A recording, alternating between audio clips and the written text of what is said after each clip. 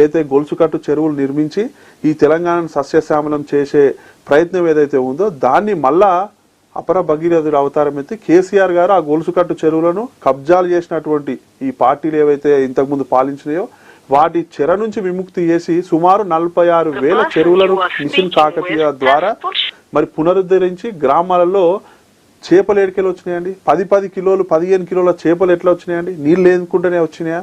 మరి ఆ రోజు రాని కరువు ఇయ్యాలి ఎందుకు వచ్చిందండి? మీకు చాలా ఫొటోస్ ఉన్నాయి, మీకు చూపిస్తారు.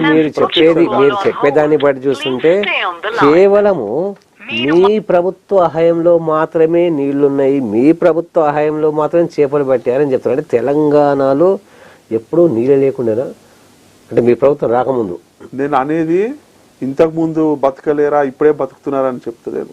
చేసినటువంటి డెవలప్మెంట్ గురించి చెప్తున్నాను, చేసినటువంటి ప్రయోజనాల గురించి చెప్తున్నాను. మరి 3 నెలలు ఎట్లా మాయమైపోయినాయి? 4 నెలలు